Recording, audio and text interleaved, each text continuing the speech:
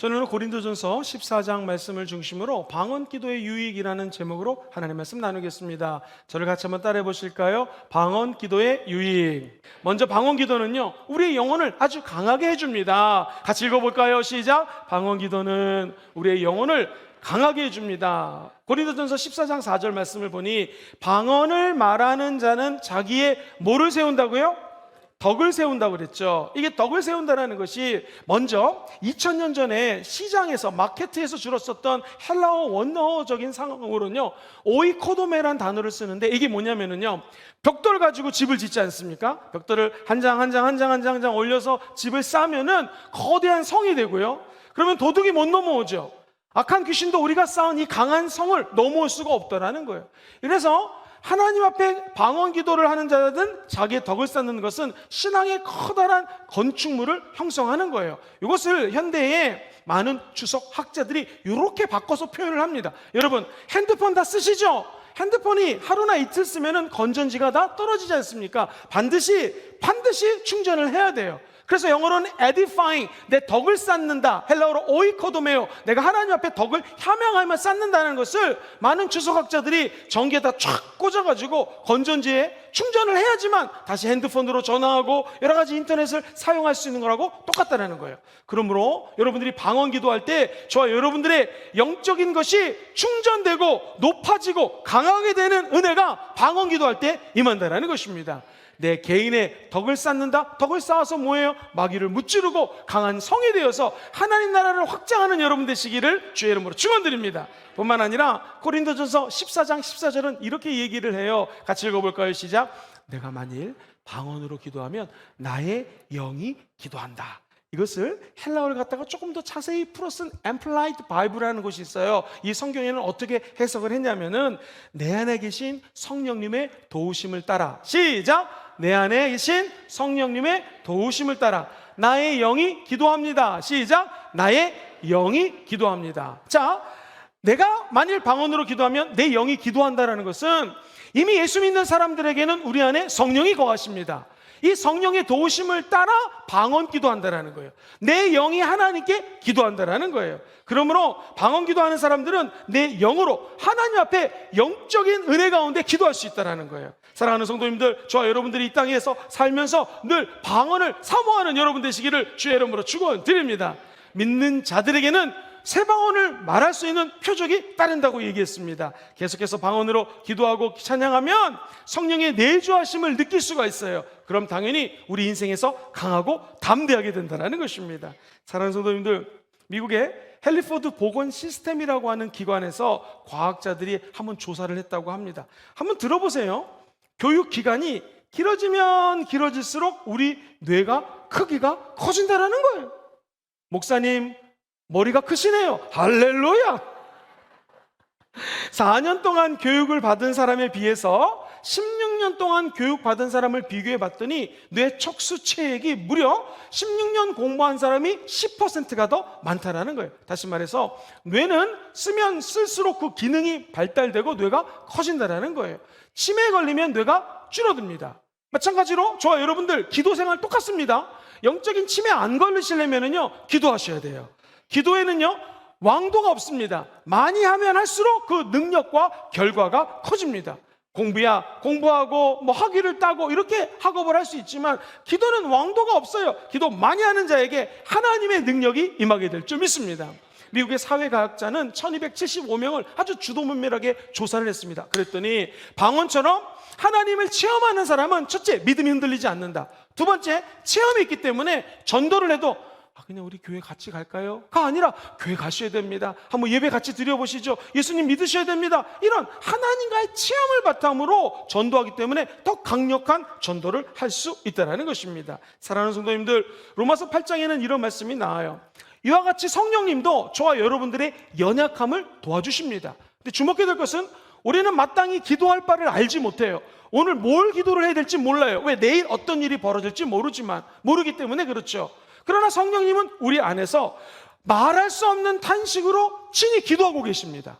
왜? 하나님의 깊고 높은 뜻을 아시는 성령님이 하나님의 뜻대로 저와 여러분들 안에 들어와셔서 대신 기도해 준다는 거예요. 이게 방언 기도입니다. 성령이 말할 수 없는 탄식으로 우리 안에서 기도해 줄 때 저와 여러분들이 말할 수 없는 탄식으로 기도하는 성령의 힘을 힘입어서 아버지께 구하는 거예요. 이 부분을 신학자 피스 넬슨이라고 하는 교수님은 이렇게 헬라어 원어를 번역을 했어요. 성령이 말할 수 없는 탄식으로 간구하는 걸 믿으시면 아멘 해볼까요? 내주하시는 성령의 능력으로 방언 기도할 때 성령이 말할 수 없는 탄식을 체험할 수 있다라고 얘기를 했습니다. 그래서 바울은 내가 방언으로 기도하면 나의 영이 기도하는 거다. 영으로 기도할 때마다 더욱더 강한 능력의 하나님을 체험하게 될 줄 믿습니다. 이 방언은요, 신비합니다. 하나님이 신비한 은혜를 저와 여러분들에게 주는 거예요. 그래서 두 번째로 방언 기도는 무슨 힘이 있는가? 저를 한번 따라해 보시겠습니까? 방언 기도는 주님과 교제하는 비밀의 언어입니다. 시작! 방언 기도는 주님과 교제하는 뭐예요? 비밀 언어예요. 비밀 언어. 비밀로 하나님께 교제할 수 있다는 것입니다. 그래서 고린도전서 14장 2절을 같이 한번 읽어보겠습니다. 시작! 방언을 말하는 자는 사람에게 하지 아니하고 하나님께 하나니 이는 알아듣는 자 같고 영으로 뭐예요? 비밀을 말하는 거예요. 다시 한번 보세요. 방언을 말하면 이 방언은 사람에게 하지 않아요. 누구에게 방언하는 거예요? 하나님께. 이 말은 귀신도 못 알아들어요. 천사도 못 알아들어요. 사람도 못 알아들어요. 알아듣는 자가 없습니다. 제일 밑에 줄 시작. 영으로 비밀을 말하는 거예요. 누구에게? 하나님께. 제가 신학교 다닐 때 우리 유명한 웨이머스라고 하는 분이 오셔서 이런 말씀을 하셨어요. Divine Secret. 이게 뭐냐면 인간끼리도 친해져야지 비밀을 얘기하잖아요. 안 친한데 누가 비밀 얘기하겠습니까? 마찬가지로 하나님이 신령한 은혜를 주셔서 하나님과 비밀로 대화하는 것이 방언이에요. 그래서 방언 옛날에 10년 전에 받고 20년 전에 받았다고 안 하는 사람 안 돼요. 계속 방언을 하셔서 하나님과 친밀감이 회복되시게 되기를 주의 이름으로 축원드립니다. 제 주변에 방언을 많이 하는 목사님들이 계십니다. 공통점이 뭐냐면 물론 뜨겁게 기도하셔요. 그리고 방언을 많이 하면 할수록 겸손해지세요. 왜? 이 방언의 은사를 주신 분이 누구시니까? 하나님이십니까? 그리고 또 하나는요, 방언을 많이 하는 목사님들이 예언적인 은혜를 많이 받아요. 왜? 우리는 앞일을 하나도 모르지만 하나님 입장에서는 우리의 과거도 현재고 지금 현재도 하나님 입장에서는 현재고요. 우리의 미래도 우리는 미래가 무슨 일이 벌어질지 모르지 않습니까? 그러나 하나님은 멀리서도 우리 안고 일어섬을 하시고 예수님은 어제나 오늘이나 영원토록 동일하세요. 그러니까 저 보좌 우편에 가신 예수님과 하나님은 저 미래의 일을 다 알고 계세요. 그러므로 우리의 성령의 생각을 마음을 감찰하시는 이가 다 알고 계시고 성령이 하나님의 뜻을 따라 미래의 일들을 위해서 기도해 주신다는 거예요. 그러므로 여러분의 오늘의 방언 기도가 우리의 미래를 좌우합니다. 방언 열심히 하시고 하나님 주시는 신비한 은혜와 비밀들을 다 받으시게 되기를 주의 이름으로 축원드립니다. 또한 방언은 주변 사람들을 위해서 중보기도 하기 너무나 좋은 거예요. 예를 들면 갑자기 기도하는데 어떤 사람이 얼굴이 떠오른다. 방언 기도로 그 사람의 기도 제목을 모르잖아요. 주여 김아무개 집사님 랄랄라 하면서 방언으로 간절히 기도해주면 기적 같은 일들이 펼쳐집니다. 세 번째로 방언 기도는요, 우리를 상쾌하게 해줍니다. 같이 읽어봅시다. 시작. 방언 기도는 우리를 상쾌하게. 여러분, 여긴 신학교가 아니기 때문에 제가 자세히 설명을 할 수는 없습니다. 그런데 성경 구절 대표적인 거 두 가지만 읽어봐요. 첫 번째, 유다서 20절 말씀을 읽어보겠습니다. 시작. 사랑하는 자들아, 너희는 너희의 지극히 거룩한 믿음 위에 자신을 세우며, 그 다음에 어떻게 해요? 성령으로 기도하는, 성령으로. 아까 제가 말씀드렸죠? 성령으로 기도하는 것이 방언 기도입니다. 그럼 내가 어떻게 기도할까?